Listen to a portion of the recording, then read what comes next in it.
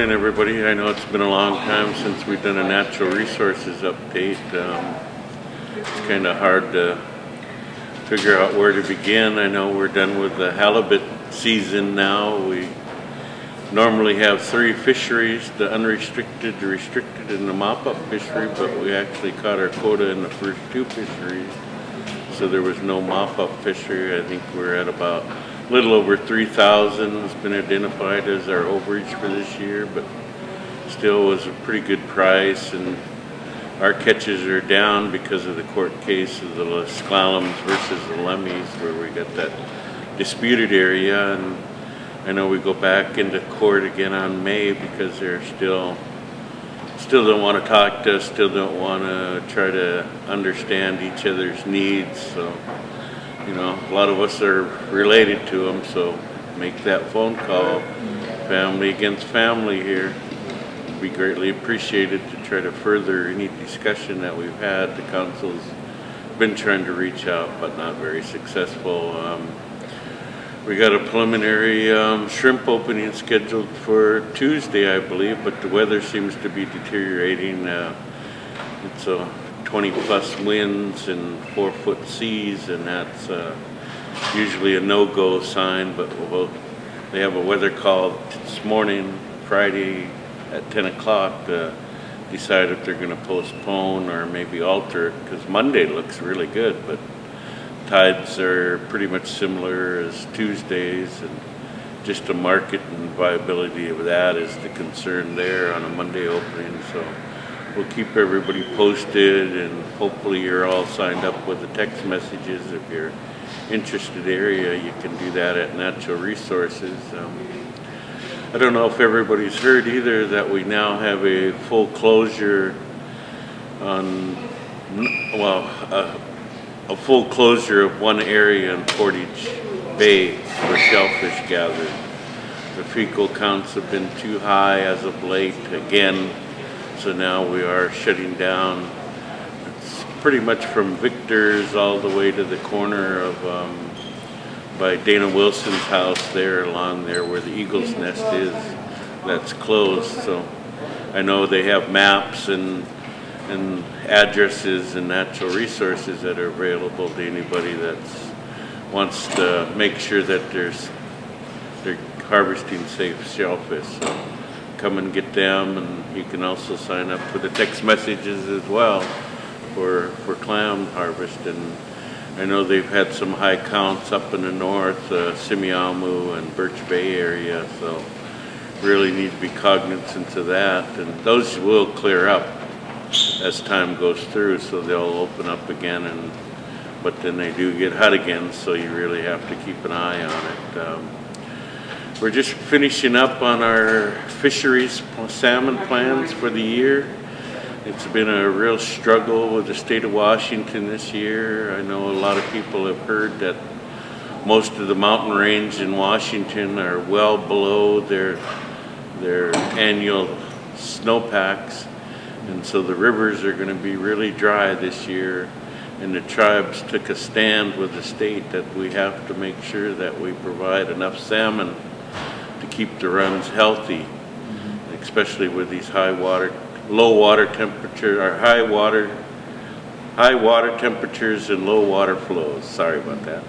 It's kind of a mouthful, but you know, we do it in the Fraser River sockeye fishery, that we let more fish pass by when there's extremely high water flows. When the water flows are low and the temperatures are high, we let more go up so that there's a better chance of survival of those runs. And it's been working. You know, we've had some pretty good run sizes. I know we had the problem last year with the 95% diversion, but that's the ocean conditions. And we really was cognizant of that through all the planning, because in the Pacific Fisheries Management Council process, you start from the oceans right into the terminal fishery. So it's been that struggle with the co-managers, and in times it gets challenging tribe to tribe.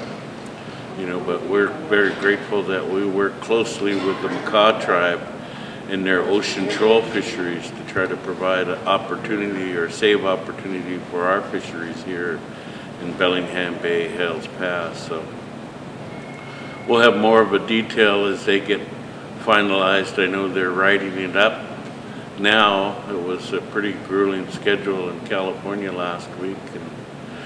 And another thing is that we're also in our planning phases for our crab fisheries, and so we'll keep everybody posted as those transpire. I know they're already testing down in Everett for hardness criteria, so you know we could have an opening in 2 West usually by April, end of April, May, around that area.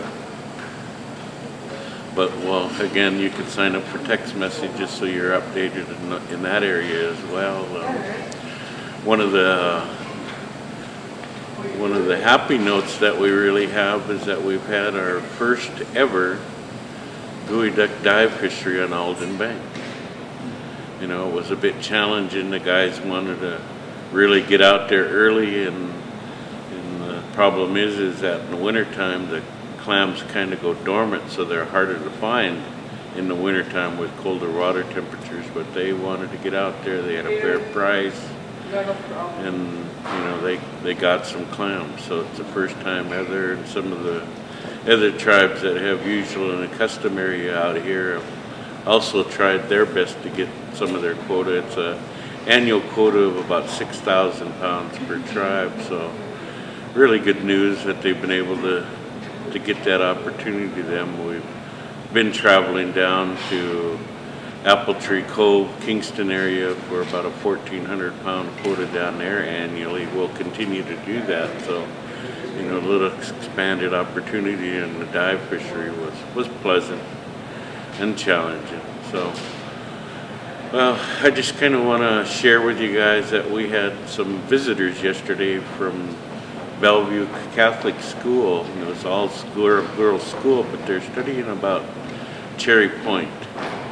And it was very enlightening that they took it upon themselves to meet with Gateway Pacific Terminal and some of the labor industries and to see what their perspective was. And then they went up to the site and got to look around and visit it. I know it was a bit chilly yesterday, but I know they really expressed that they enjoyed going out there and how beautiful it is. And then they came here and they talked with Councilman Jeremiah Julius, Jewel James, Juanita Jefferson, and myself. And they had some pretty good questions about protection of the environment and the jobs that they keep saying that they'll lose without it. But I think Jeremiah put it bestly: how can you lose something you don't have?